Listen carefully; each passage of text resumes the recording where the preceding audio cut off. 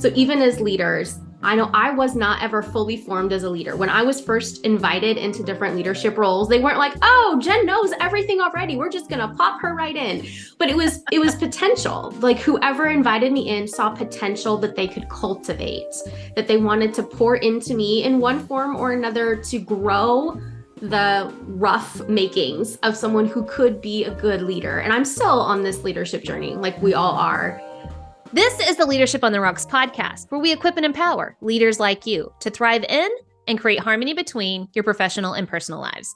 I'm your host, Bethany Reese, and in today's episode, we're going to be talking with Jen Weaver about the importance of not going it alone in leadership, but instead finding a supportive community to encourage you and grow your leadership. Jen Weaver is a ministry coach investing in your personal and organizational leadership growth to help you develop healthy culture and thriving teams in the ministry you love. She's also the founder of Collective Good, an online community for Christian entrepreneurs, ministry leaders, and communicators. She's the host of Good God Talks podcast, author of A Wife's Secret to Happiness, and serves as a Bible teacher and conference speaker. Jen holds certifications as cross-cultural trainer through International House London, a DISC method trainer, and John Maxwell speaker, trainer, coach. Married to her best friend, Jared, she's a happy boy mom of 2 growing sons. Welcome to the Leadership on the Rocks podcast, Jen. I'm so excited to have you. Thank you, Bethany. It's a joy to be here. Man, well, I have to tell you something. I really want to admit, whenever I first met you, I felt an immediate connection. I was like, wow, I want to learn from this lady. And I'm not exaggerating. That is literally the thought that went through my head. So I am so excited to share you with all of our listeners because you not only have just a servant heart and obedient heart to Christ, but man, you have a passion for connecting leaders and you do focus a lot on leadership and you have the authority behind it with all those certifications. So I don't know if you can tell from my huge smile, but I'm so happy. I'm excited. I felt that connection with you as well. So I think this is going to be a great conversation. Man, if I think about everything that you do, just as I've been getting to know you, I have to use an analogy. I think you're like the hub of a bicycle wheel. You are so good at looking at someone over there and looking at someone over there, the opposite side, and saying, hey, let's connect. And you're connecting leaders to each other. So how in the world did that connection or wanting to connect people become such a passion for you? Well, I love that analogy. I'm going to have to sit with that more because I think it's a beautiful picture. I really do love connecting people. I think some of that came fairly innately for me. StrengthsFinder through Gallup, they did a whole StrengthsFinder assessment some years ago where you identify your top themes. And so you can play to your strengths rather than always trying to focus on weaknesses and improve them. And my top theme is connectedness. So I think that helps me a lot. Oh, yeah. I see that the world is connected. Yes, I'm definitely built that way. And I see how we as people get to be connected as well. I also have a lot of experience going it alone, which is not always fun. It's often way more difficult than things need to be. It can feel really lonely and isolating, even in teams when there's a spirit of competition instead of collaboration. And so I like to work against that because I've experienced the benefit and the beauty of what it means to be a leader who doesn't have to do things all by yourself. Man. And, you have such a natural heart and gift and talent for it, that you even started something called the Collective Good. Can you explain to us what that is and why you kind of started that whole online community? Yes. So when we walk into new leadership roles, there's the main thing that we want to do. There's the main need that we're meeting, the mission that we're stewarding, the community we want to help come alongside, whatever that looks like. If that's physical products or services or teaching materials, whatever those things could be like. And then there's all of the secondary things that come along with stewarding that call. So I'm a leader who's launching my business, or I'm a leader who's stepping into ministry or going to become a communicator. And now to do that thing, we need to figure out websites and email marketing and social media and graphic creation and SEO and accounting and how to price things. Like there's so many areas that come along with doing the main thing we feel called to do. And sometimes we can get bogged down in all of those secondary needs and it skews our focus. It can steal energy and rob momentum from going as quickly and with as much excitement and enthusiasm and empowerment to do the main thing.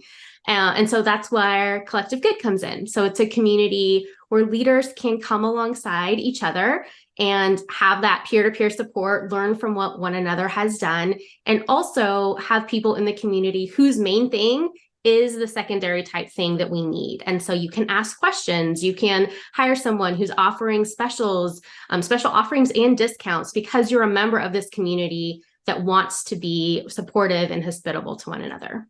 And that is so needed. Even in my own adventure, people on the podcast have heard me say, came from education. I don't know a thing about business, starting a podcast, what? And having people to pour into you because it may be their main thing of, hey, how do you start a podcast? Hey, how do you show up on social media? Because as an educator, I just stay off social media. Ugh.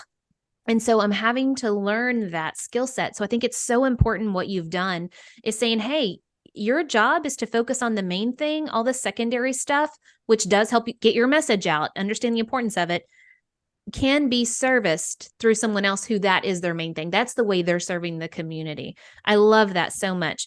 I do have a quick question. You, especially what I read in the bio and just knowing you, a lot of people that come together, the leaders that you connect, you call them ministry leaders.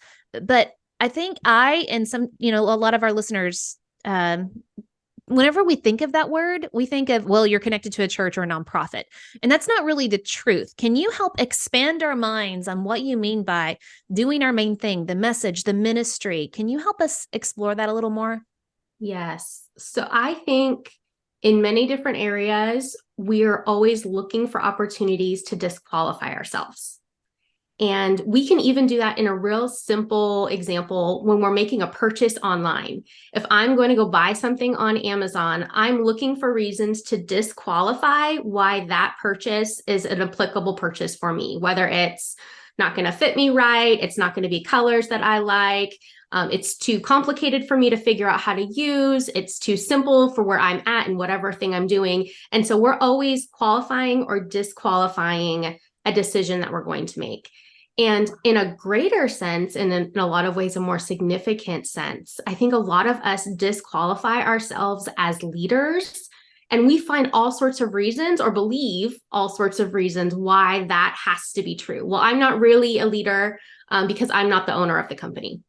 Mm-hmm. I'm not really a ministry leader because I'm only volunteering in this capacity. I'm not really a leader because my area of leadership is in my home, or I'm a shift leader or I'm a team leader, but that doesn't really mean that I'm a leader. I'd have to be a VP level to be a leader, or I'd have to be the one overseeing the school to be qualified as leadership here. And so when I'm talking about ministry leadership, I'm talking about you see what you do through the lens of caring for people. You see what you do as an expression of your faith. And I believe everything, if you're a Christian, then everything we do gets to be an expression of our faith. And so it doesn't matter what your official title is. It doesn't matter how many people you're caring for. It could be like you managing your desk and interacting with customers that are coming in. Well, you can lead in that capacity by how you show up, by how you steward yourself, by how you care for the people that you interact with. And so I think there's a lot of ways we'll disqualify things when really we're all called to be part of God's ministry to the world. And so we get to lead in those areas as he calls and equips us to. And I love everything you said. And it makes me think of 2 points that I know I've struggled with. You said we automatically kind of start with that whole negative discounting. Mm-hmm. And it's so true. We think of all the reasons that we aren't something. And that is something we got to really pray into and fight, because you are made in your position or in your leadership or whatever for such a time as this. Wherever you are, it is an opportunity to serve. And the devil loves to distract and discount constantly. Mm-hmm. And a lot of times we follow that storyline. And so how do we fight against that? We pray against it. Whenever I got my first promotion in leadership, it was a skip level promotion, and talking about some major imposter syndrome. Whoa, who am I? What do I know? I discounted myself a lot in that. And it was a disservice to those that I served, because I didn't go to God and say, hey, you've put me here for such a time as this. How do I do that? So thank you for pointing that out. Guys, we got to pray against that. And then the second thing, you're talking about life, what you're doing is a ministry. A ministry is how you come across to people. And I'm not saying, you go out and you proselytize and you beat them over the head with a Bible or with some, Bible brass knuckles or whatever. But man, how you treat people, that says a lot about your faith. Are you kind? Are you loving? Are you forgiving? Are you service focused? And so thank you for that clarification, because I think sometimes, going with your first point, we discount. As soon as we hear ministry, we're like, that's not me. I'm not a ministry leader. Mhm. Whoa. Are you not leading in your home, in your job? It doesn't matter what you have. And you gave great examples. So thank you for clarifying that. Yeah, happy to. I think even with that, there's this space to ask God to show us what that would look like for us in the season that we're in. Because the tangible support that someone needs when they're needing to create a website is different than the support someone is going to need when it's, I'm just trying to be a good neighbor, or I want to be a good example to my family. Like the secondary things we're talking about in collective good might not apply there, but the need for community, the need for leadership, and for God's ministry to us so that we can then share that ministry with other people is always needed. I love that. And it makes me think of Ecclesiastes, where it talks about, time and season for everything under heaven. I have felt seasons where I was called to step up and step out and speak, but I've also had seasons where I was kind of drawn to sit down and listen and learn. And, I think in leadership, a lot of times I can take over things. And I've got to be very, very discerning with that of, God, is this something you want me to step into, or something you want me to sit down and instead receive or serve quietly behind the scenes? And so I think that's really important discernment too. Thank you for sharing all that. But I want to get back to the heart of leaders. If I had to put a label on us, I would say they're go-getters, very self-sufficient, great at managing and accomplishing tasks. And oftentimes that can build up, and I hate to put this label on it, but it is kind of true. We can build up some pride and some arrogance in that we can do it ourselves, or we can figure it out. If I just do this, then I can, whatever that is. And so often we'll go it alone. And it may be for a different reason. Maybe it's because, the imposter syndrome. I'm supposed to know what to do. I'm the leader. I can't confess that I don't know what I'm doing. So, as high functioning professionals, we do go it alone when it comes to our work. And I just want to know, what can we do to come out of that self-sufficiency? So I think for me, I can really relate to that. And one of the difference makers early on, so I was a co-owner in a small business, and we sold it, and I went to work in a corporate role. And I was really good at getting things done at a high level of quality and quickly. And I had this realization one morning that I thought it was an annoying obstacle, a hindrance to need to work with other people. I was like, oh, it would just be so much easier. It would just be so much faster if I could do this thing by myself. And I forget who says it, but there's a quote that, like, if you want to go fast, do it yourself. If you want to go far, do it with other people. Oh, that's a good one. I know I'm quoting somebody. I don't remember who, but I am quoting somebody. And the realization for me was that I didn't know how to love people well enough to enjoy working with them, because I saw them as a hindrance to the thing I was trying to accomplish. And so I needed God to work on my heart. I needed for him to help me grow in my love for people. And also I needed him to grow my heart in expanding my field of vision, because no matter what role we're in, even if you're a solopreneur who's working on your own and leading your own business and you're doing all of the things, you want to expand to a place where you're able to involve other people. Maybe right now that's even just clients. But at some point you're going to want to build a team that can come alongside you. And the vision needs to be greater than just the product, than just the execution of something.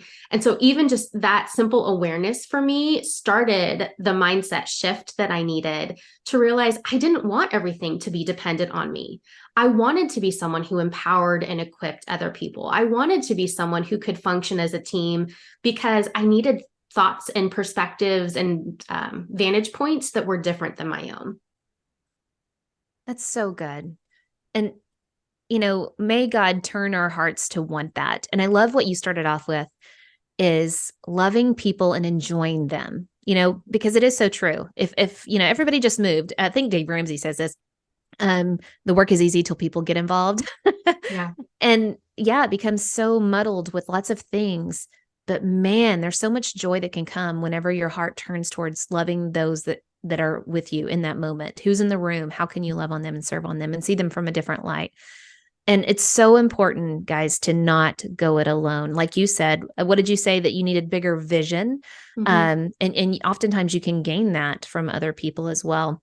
So how do we, it doesn't matter the industry we're in, how do we go find community? Like, is this like online dating? Do I just go and look for like some social media groups and come up with a profile, swipe left, swipe right? Like, how do we Right. find community? I think it's hard, honestly. I want to validate that for anyone who's listening and is like, I've tried finding community, I've tried building community. It hasn't always worked. So I'm not a gardener. So I'm speaking about terminology here I'm only minorly familiar with.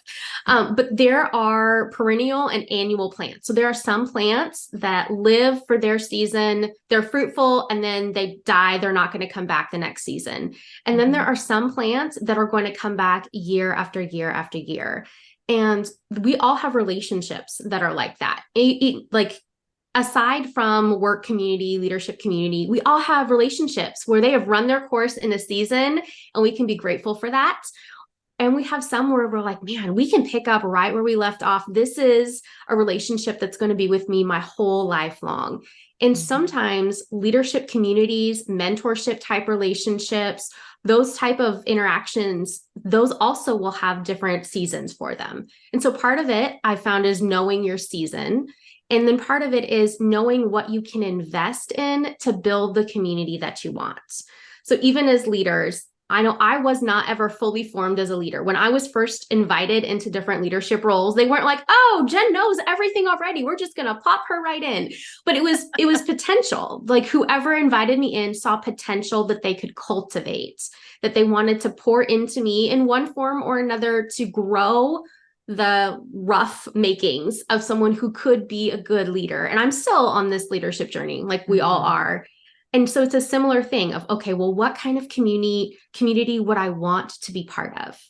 And how can I invest in that? How can I foster that within myself? How can I identify people that I think could be safe spaces for me to have some introductory level conversations with and learn together with, and then investing in that to help it grow organically. Very few people will happen upon a thriving community that just you jump in, you click, everything works. It's the easiest thing ever. Most of the time, even in existing pockets of community, we all get to join and then begin investing, even if that's just our time to allow other people to know us and for us to get to know other people. That's so good.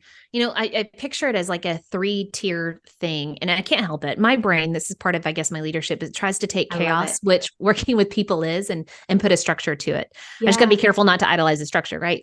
But I'm like, I always want people that are ahead of me. I want mentors. I want people that I respect who are like-minded, and not that we have the same thoughts always, or we do things the same way, because I want diversity in that, but I mean value-based like-mindedness.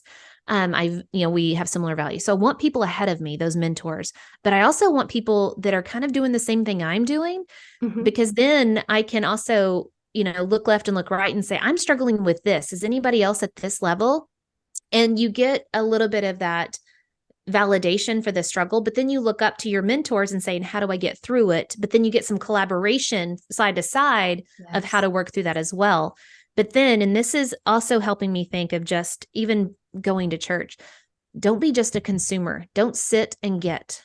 Don't let everybody pour things into you, and that flow of knowledge and wisdom and love and support and encouragement stop at your level. You have to also look at people that are just a step or two behind you and say, how can I share what I've learned? And I think we're not very good at that. Yeah. It's like self-consuming. I want to consume, pour into me. And that's where, you're talking about the heart of people. God's got to bend your heart, turn that heart to notice other people and say, now go pour into that person. Doesn't mean you have to know it all. Doesn't mean you have everything that they need, but you have something. Yes. Yeah. And I think one of the things in Collective Good, when I first started dreaming about what this community could be, which we're now, January will be coming on 2 years, our 2-year birthday. Wow. One of the things I started, one of the things I started thinking about was how in my worst days, if I was learning something to grow, I was personally investing in an area of education or development or leadership. I was hoping, in the worst perspective, that I was going to learn that before or faster than someone else who was trying to do a similar thing. Yeah. Because I felt the need to get there first, to do it better. Like I was vying for this space against them. And so the person who was running with a similar call, with a similar passion area, I saw as competition to get where we were trying to go. And I realized that's not what I wanted. I wanted to intentionally foster a place in me, like for me, and that I could share with other people, where we wanted to be generous with each other, where I want to share the thing that I'm learning with someone else, because we're all like recreating so many learning cycles. If I'm having to spend 15 hours to learn something and I can share it in 5, you don't actually have to spend 15 hours to learn it. Like, how much better could we be as a society? How much better could we be as leaders if we were generous and freely sharing with one another? And then that goes back to the perspective we have on where our success is truly coming from. Do I trust the Lord? Is my hope in him, or is it in my accomplishments?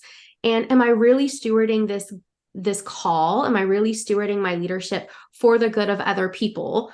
Or am I doing that only to the extent that it's also to my benefit? Yeah. And where am I getting to correct that priority and bring that into alignment? Because sometimes what we get to share is a straight, like, hey, I just learned this thing. Let me share this with you. Other times it can be as simple as encouragement. Hey, I'm learning this thing. You do this really well. Hey, I just learned how to do this, and I'm trying to be mindful of that. And I noticed how in that meeting earlier today, you did that phenomenally well. And I just want to encourage you that that's noticed. Like so much of the community that we long for is a place that's inviting and encouraging and supportive, and doesn't need to be fostered by a competition against one another. There's space for all of us. And that is such a good description of what happens in most workspaces. You know, it's competition. And I think if you peel back all of those onion layers, it is based on a scarcity mindset. There's only so much that can go around for people to win or have success or get the promotion or anything like that. So that's scarcity mindset. There's only so much. But then peel it back even more, and it really is just the heart of selfishness. I am focused on me winning. I am looking only for myself to get ahead. And for me, that goes back into scarcity. For me to get ahead, you got to go down. I mean, that is junior high made over. For my status to increase, yours must go down. And I love that you're pointing that out. So many leaders on teams, they look at each other as competition. And what would happen? I love what you said. What would the world be like if we focused on giving, on encouraging and supporting? Hey, you gave a really great presentation. I learned a lot from it, that specific feedback. And then also sharing. Don't hold all of the things in and just say, hey, I share everything openly. Now, even when you do that, I've been in situations where even whenever you're the open leader, sharing, supporting, encouraging, people will still look to you in competition. Well, what is she really trying to do? Is she really trying to get ahead? And, and then they can develop that hardened heart. And it can create tension in a culture, because your heart may be on the right path, very loving, very open, very focused on the right thing. And theirs may not be. So do you have any advice for if you're on a team or in a group or work with people where their heart just seems to be hardened and they are stuck in that scarcity mindset, that competition? How do you kind of break down those walls? So I think one of the greatest assets we have as leaders is how we lead ourselves. And so some of that can simply be in the way that you as the leader model to the rest of your team. And it could even be peer levels. Even, I'm going to say, sometimes we lead up in this area as well, where we might be all right with our own teams leading down to those that are on our teams or at a peer level, but we get to model up by how we navigate different things. and modeling over a sustained period of time that this is not a power play.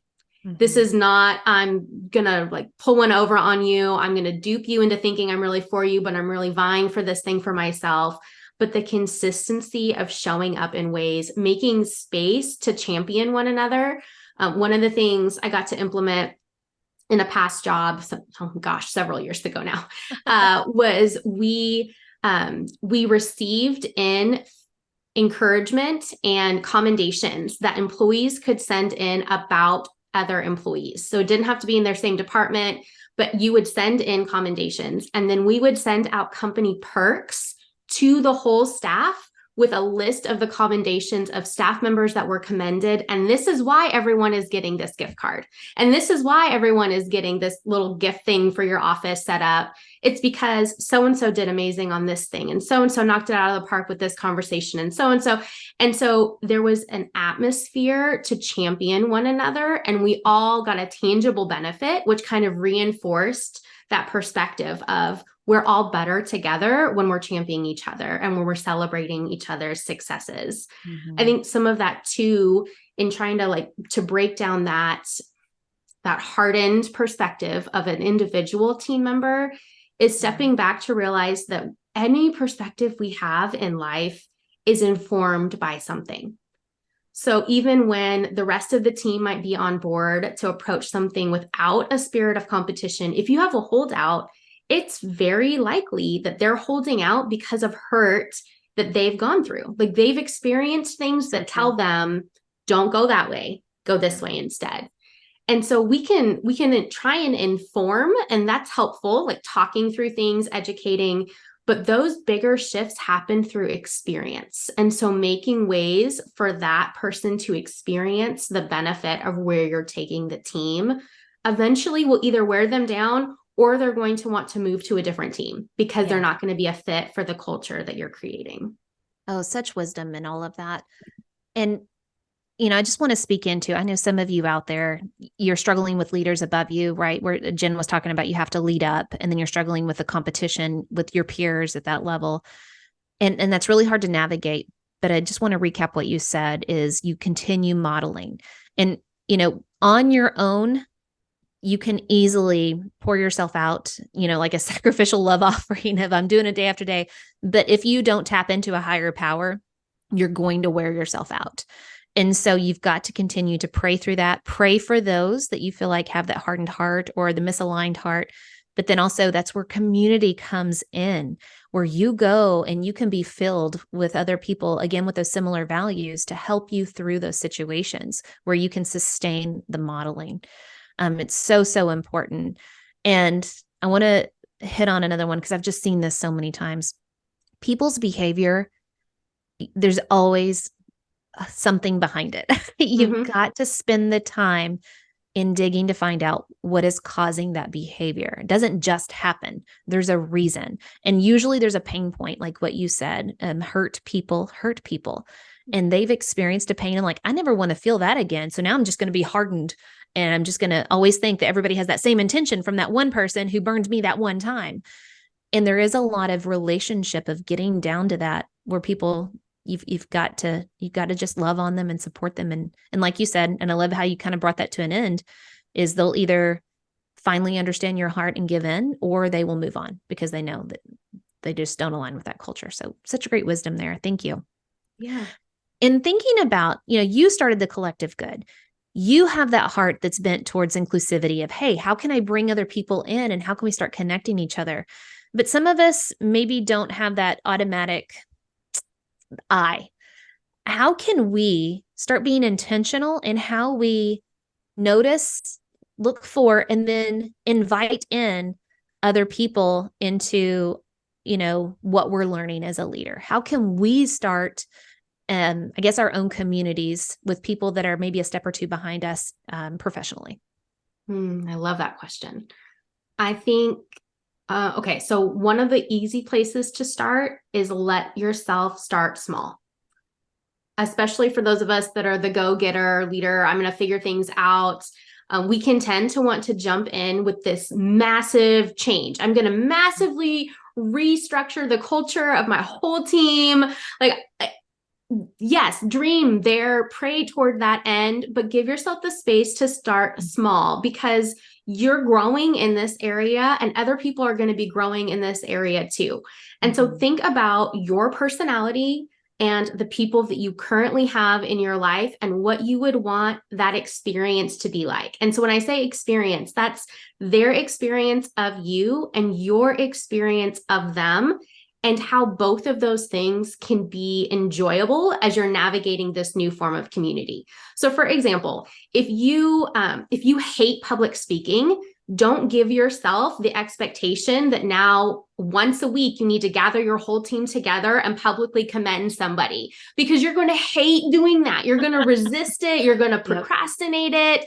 And so it's like, okay, well, what fits your personality and your skill sets? And how can you make this fit into the things that you're already doing? So in the starting small, bring it alongside something that you're already working towards. So maybe there's a big project that you're working on that's going to take 6 months. What are 6 smaller steps along the way that you can celebrate? So instead of waiting to celebrate when the whole thing is done, how can you celebrate or encourage or strengthen each other along the way? If you're a learner and you love listening to podcasts like this amazing podcast or Audible books, like, is there a resource that you could invite your team to come alongside and learn with you? So you're talking about the content as you're all learning together. Is there something that's already a key value for your organization that you can bring them into a conversation of brainstorming? Okay, what could this value that we all champion look like if we were able to explore this in building community together as an organization? So let it be small and let it grow with you. Thank you for that permission. I think sometimes we just need to hear that it's okay. It's okay to start small. You don't have to go out and start that Facebook group, or you don't, if you're an entrepreneur, you don't have to go out and start. Or if you are a top leader in an organization, go out and find this consultant to bring in this huge program. Right. It starts with relationships, that, small group of I know you, you know me. And then it's like a fountain that will pour down. That fountain of influence will continue going. So thank you for that. Jen, you are so wise in leadership. You are so good at connecting people and staying others focused. So in everything that you've shared, what are some key takeaways for our listeners that we need to apply and grow in our own leadership when it comes to not going it alone, but finding community? Well, you are so kind to me, and I am grateful for the way you champion leadership in how you live and how you share in all the spaces, including this podcast. Okay, so key takeaways. I would say take notice of yourself when we're talking about this aspect of leadership and where you might discredit or disqualify yourself on where the idea of building community feels scary or difficult or unappealing to you. Kind of take stock of where you are in all of this, and then look for simple steps that you could apply beginning where you currently are, and make out a plan. It doesn't have to be elaborate, but a simple plan for what you can take action on toward the goal of where you want to go personally and with those that you lead. That's so good. Thank you so much for that wisdom. Now I want to ask you the opposite. You've given us such great advice to think about, but what is one poor decision that we should avoid? Like, leaders, don't do this. I think as we're learning as leaders, we can know where we're trying to go, and we can expect our people to get there before us. And so that unfortunately comes around in a do as I say, not as I do mentality. And we might not even say that out loud, but it's, hey, I've cast this vision, and so I'm asking all of you to operate this way, without recognition that I'm still learning to operate this way. Yeah. And so in wanting to build community, let's make space for all of us to grow together, offering compassion to yourself, offering compassion to your people, and prioritizing people, because so often we can miss, even in the goal of building community or wanting to build people, we can miss the humanity in it. And the humanity is messy, but it's also really beautiful. Yes. I love that so much. I feel like one of the 7 deadly sins of leadership, which I just crowned that. I don't know if there's actually a list of 7, but I would say do as I say, not as I do would be one of those. And that's in parenting, that's in leadership, it's in anything. And you've just given us the way to resist that is, one, start with humility of recognizing, hey, we all want to do this. This is our vision way out here. It's like this other thing that we're looking at. And we all are working towards it. I'm not going to be perfect. You're not going to be perfect. But together, we're going to continue marching that way. And that's a way to avoid that. Because if you don't recognize your own, faulty self and all of that, you can easily build that culture of, man, he just talks about this vision, but he don't do what he says, Mm-hmm. So I love that. Thank you. I've never heard that one before, but man, it's great. I just thank you so much for your time. But where can our listeners go to learn more about you, learn more about Collective Good, or just any of your work? Yes. So my website is thejenweaver.com. And I say that's not because I'm fancy. I just have a real common name. And I'm on all social media platforms as the Jen Weaver. And then Collective Good, that website is collectivegood.work, which is really founded on this idea of collectively, we are all made better for one another. We're all participating in the kingdom when we do the good work that God has set out for us in advance. So you can find Collective Good on the website, collectivegood.work, and then Instagram, we're also collectivegood.work. And then my podcast is Good God Talks. And those episodes are all about coming alongside and having these uncommon conversations with God as we go about our day. So they're short episodes on your drive to work, on a coffee break, as you're cleaning up the kitchen at the end of the day, to have that time to connect with God, because he truly is our source and our rock. Man, so good. Thank you so much. And guys, again, as always, all of those links will be in the show notes as well. Jen, thank you so much for being here. It was fabulous. It was great. Thanks again for having me. All right. Guys, until next time, continue putting in the work of building your life and leadership on the rocks, the essential rocks. God bless.